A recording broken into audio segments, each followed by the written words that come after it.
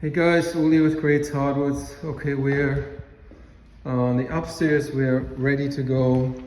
This is 120.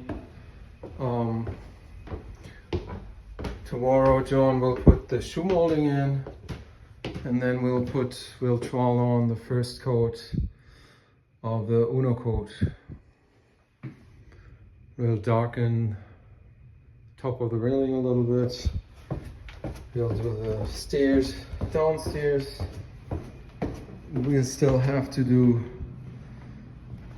100 and 120, but since the sheetrock guys are super slow, made a mess here.